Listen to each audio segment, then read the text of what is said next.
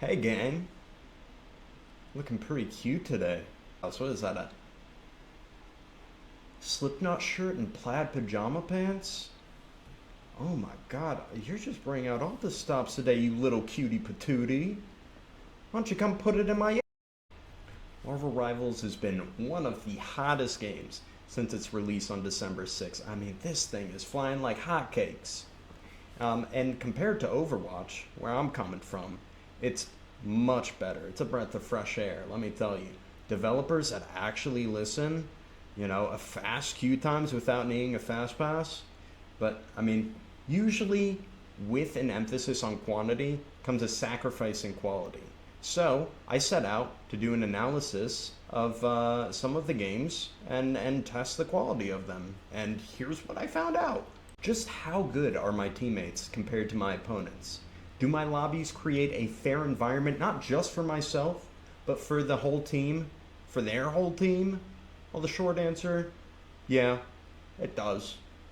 But if you're looking for a more in-depth answer, I played 50 Quickplay games and 51 ranked games and logged all of it on a spreadsheet. The link will be in the description. Now this video should be taken with a grain of salt. 101 games is not the largest sample size by any means. And, not to mention, 77 people, I believe it was 37 teammates and 40 opponents, had their profiles private. For reasons I can't fathom. Why would you do that?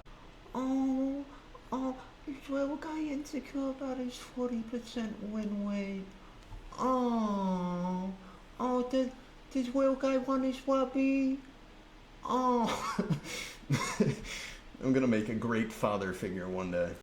First, we should look at my stats, as I'm the common denominator in all of these lobbies. I am sitting at 496 games played, 279 wins. That's a 56.3% win rate. If we go to ranked, which we'll be studying first, I have 93 out of 169, which is a 55% win rate. Look at little guy over here. So cute. Hello, Editing Jay here. I just realized that my cam was blocking my rank. I am Diamond 3 at the time of recording this video. I probably will be a couple of months, a couple of years from now, but just wanted to clear that. I do state it later, but it's important as I start off with rank to clarify that I am Diamond 3. So there. So before this experiment started, I was sitting at 395 games since I played 101. If you want to calculate my win rate before each game, I'm personally burnt out on calculations, so that's all you, King. But I did go 30 and 20 in my quick play games, and I won 25-26 in my ranked games. Look at me. I'm not hard stuck. I'm not. Here we go. Ta-da! I spent so long on this. So like I said, we're going to start with ranked. Let's hop right into it. 235 teammates, 279 opponents, 472.25 average games for the average teammate, with a 52.83% mean win rate, 470.18 average games for the average opponent, which isn't that much of a difference, and a 53.37% mean win rate. I'll get to the combined win rate later, but for now let's just look at the mean win rate. Honestly, it seems about right. If you calculate myself into each of these lobbies with a 55% ranked win rate, it kind of evens out. So I deem it to be fair, personally. I feel like it's important to note, you may differ, but on my team I had 12 new accounts, which I consider to be less than 200 games, and on the opponent's teams I had 22 new accounts. Now you'll see I have the Smurfs written down below. The criteria I used for that was 3/4 of their games had to be ranked, so they had to fill the criteria for new account, 200 games or less, and they had to play 75% ranked, and they had to have 60% win rate plus. So surprisingly quite a few Smurfs on the enemy team as opposed to my team. I believe when I did the calculations, 5 Smurfs across 235 teammates was like a 2% Smurf rate, and 17 Smurfs across 279 opponents was a 6% Smurf rate, which call up Gargamel, because we have we got a bit of a Smurf infestation over here. And now back to this. This is the combined win rate. What I did for this was I added up all of the games that everybody's played on my team across all 51 games, and I added up all the wins that they've had, and I divided the total wins by the total amount of games. I figured that would be a good indicator. It would lessen the impact that Smurfs had on each game. So while the mean win rate is probably most telling, this is most telling if the Smurfs were almost a non-factor, even if it makes the dedicated stinkers more of a factor, which I'll get to those in a bit. So I did figure it's important to take note of the Smurfs. Their current win rates, some of them really skewed the mean much more drastically than the stinkers would have. It's like a 45% win rate versus a 80% win rate, for example. I figured the stinkers win rate was probably more indicative of their skill than the Smurfs win rate, because they've had a larger sample size of games to kind of even out the playing field. I basically figured that the Smurfs win rates were very likely to plummet from 70 and 80 after the games. So I didn't feel like it was an accurate portrayal of their skill. Like, I didn't think they were 30% better than some of my teammates after experiencing the Smurfs. Now, this is the combined win rate across all 51 games. 50.3% on teammates as opposed to 50.9% on opponents. Pretty darn close. Later, I'll go into the individual games to see the effects that win streaks and loss streaks, etc. had on the combined win rate of each team. Now, as you can see over here, what's the big idea? This is pretty much the same thing, no? Okay, this is the combined win rate of the average player. This is the combined win rate of the average team. If you see, I have all of the stats of each player lined up here. I have the average number of games for the team, as well as the combined win rate for the team. And taking the average of the combined win rate of every team actually yields different results than taking the combined win rate of every individual. The difference was pretty negligible. The difference is 0.4 on average percent as opposed to 0.6 percent. Now, the problem with this method, even if it reduces the weight of both the stinkers and the Smurfs, is that it treats a lobby where I can view 8 profiles as equal weight as a profile where I can view 11 profiles. So again, it should be taken with a grain of salt. So taking the average of each team yielded 474.54 games for my allies with a 51% win rate, and 467.95 games with a 51.4% win rate for my opponents. I also calculated the net team diff, which was much easier. What I did for that was the combined win rate per team, per game. I basically took the difference between my team and their team. As you can see, this is negative 0.6% because their team had a 0.6% higher combined win rate than my team, as opposed to, like here, plus 5.2%. That means that my team's combined win rate was 5.2% higher than theirs. This number in a vacuum doesn't mean much, but when we recall that the difference in the average combined win rate is 0.4% in favor of the enemy, and we multiply that by the number of games, which is 51, it should yield a net team difference of minus 20.4, but it doesn't.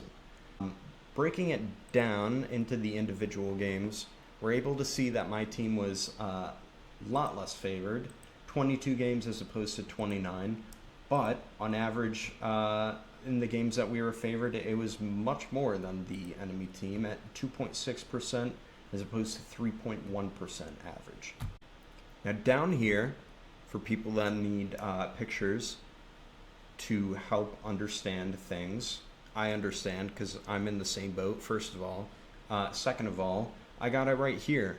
This graph represents the win rate. It's a little histogram chart.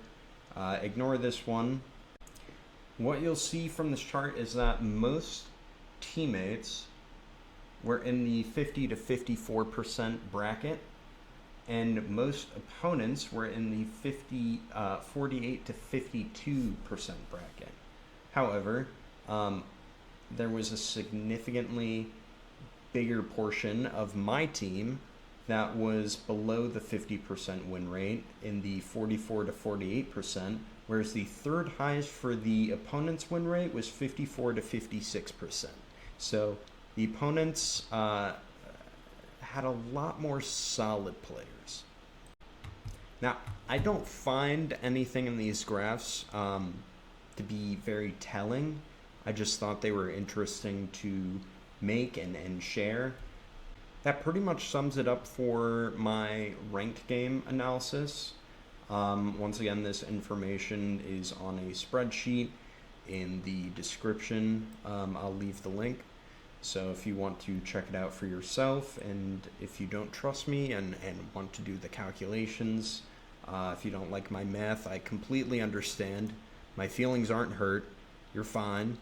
Moving over to Quickplay though, there was an extra factor because I had to break down the ranks of each of my teammates and opponents.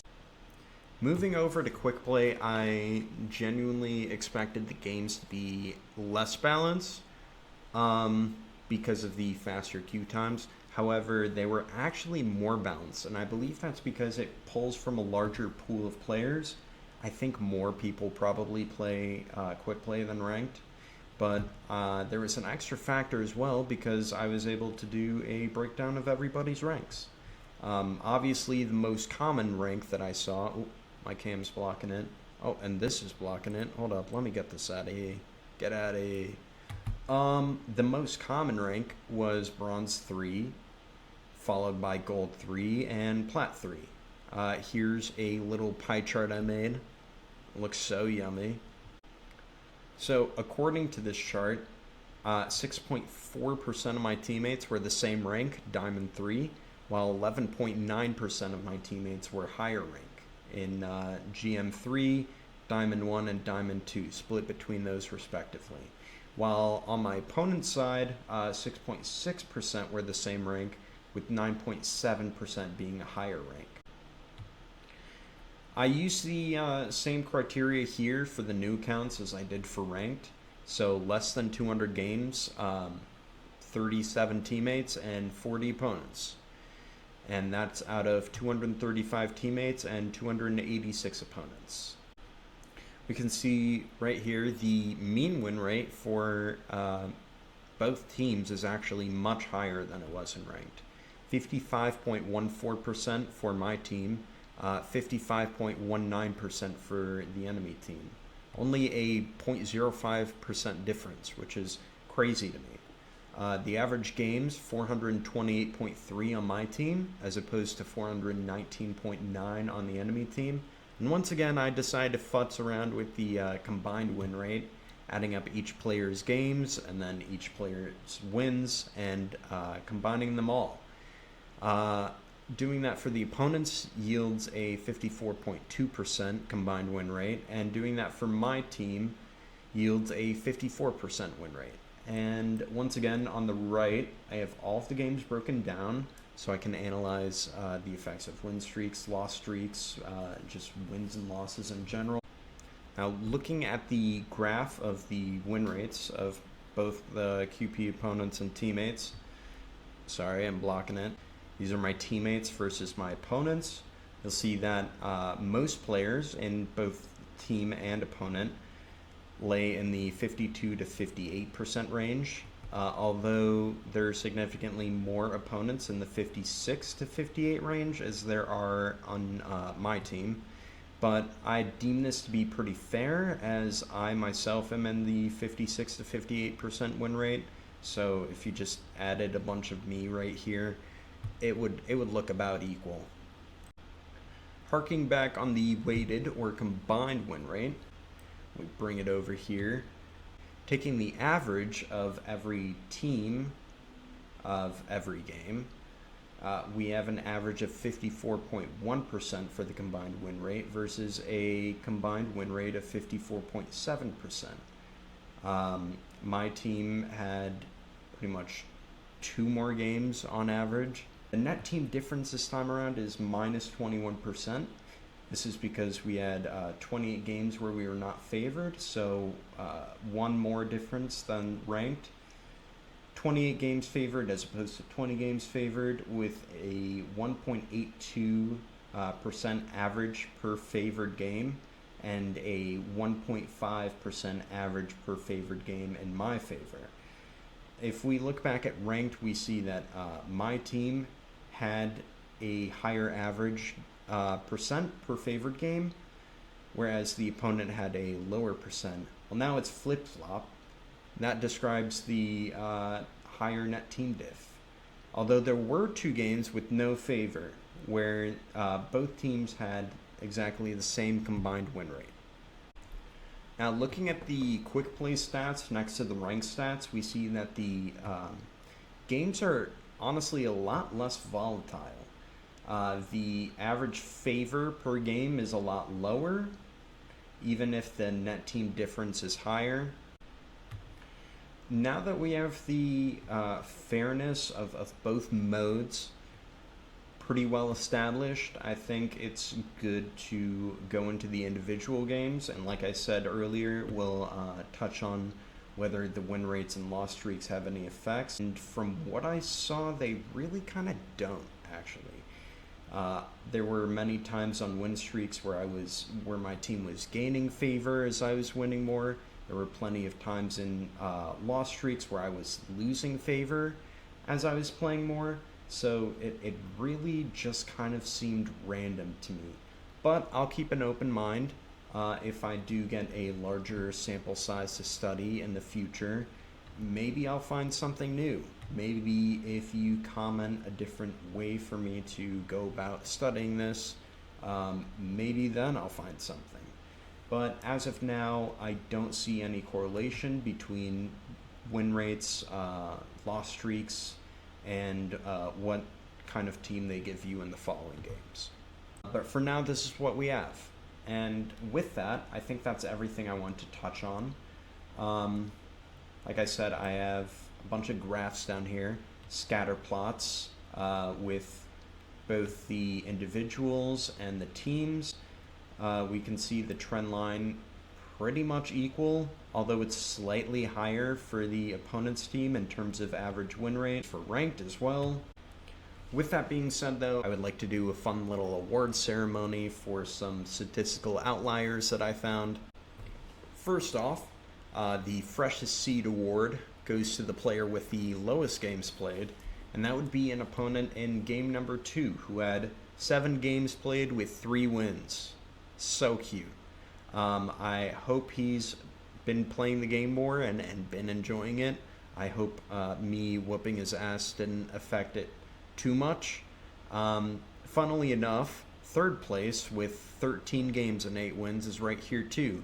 I believe second place was a teammate that had 10 total games played, somewhere down there. Secondly, I'd like to dish out the most blatant Smurf award, and that goes to this one right here. 108 games played, 70 over 86 games won for ranked, which leaves them with an 81.4% win rate.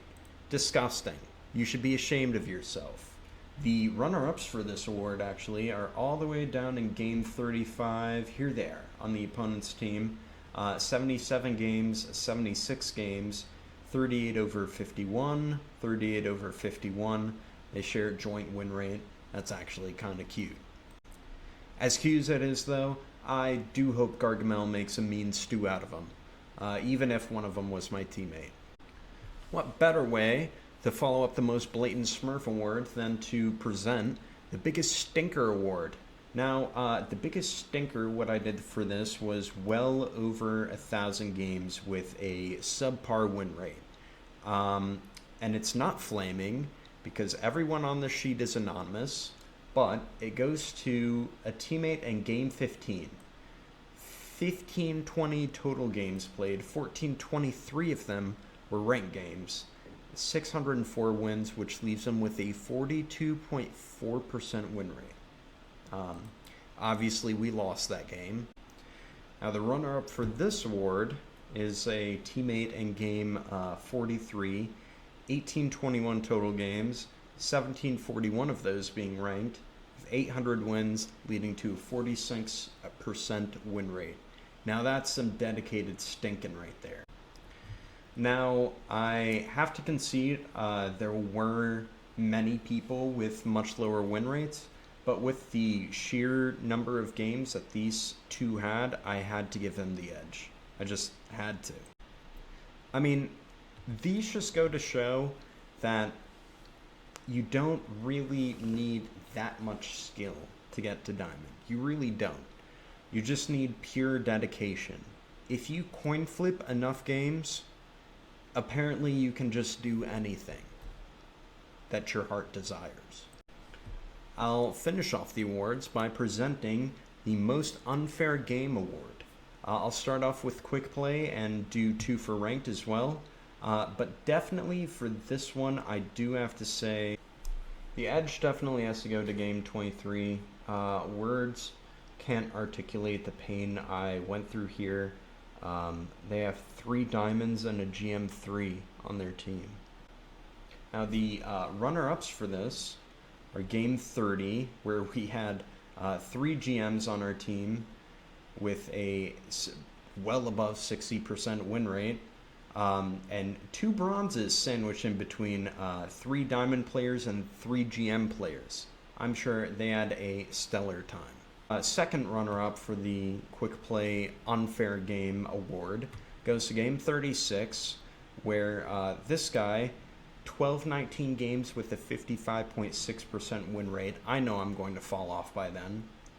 And then they had a GM1 on top of that, as if they needed more help. Like this guy doesn't already have more games than any 2 people on my team combined. Ridiculous. For the Most Unfair Game Award for Ranked, I'd like to give a shout out to Game 10, where every single one of my teammates had a higher win rate than every single one of their teammates. Where's the balance in this? Is it in the games played because they have 200 more games played? I don't get it. We whooped them though. This was one of the easiest ranked games. This was just free LP, RP, whatever the ranked currency is. For the runner-ups, I would like to call to the stands game 21. First of all, 44.4% win rate, 44.6% win rate, a 47, and a 47.1. Safe to say we lost that game. That was ludicrous. I was very upset at that one.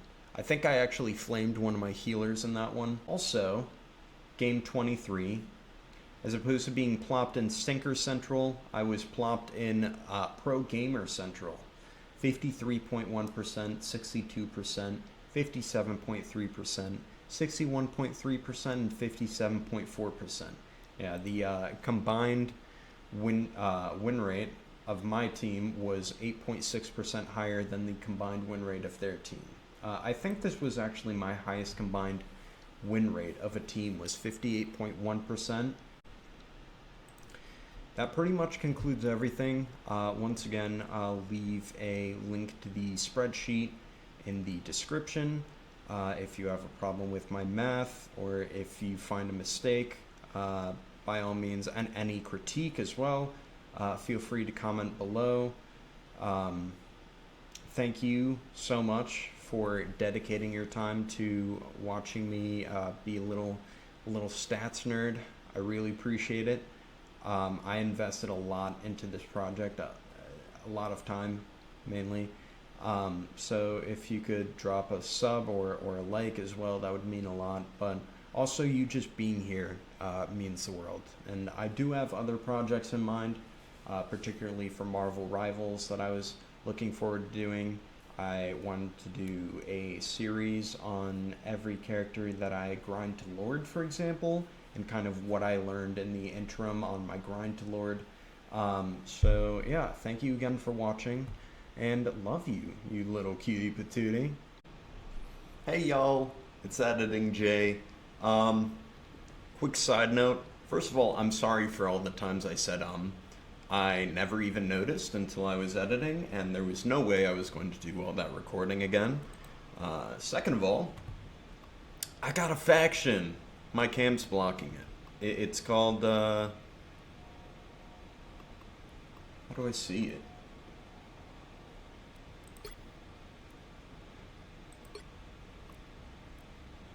Boom, there it is. Come join. I'm lonely in here. Look, it's just me. Come keep me company. Come play ranked with me. Figure it out.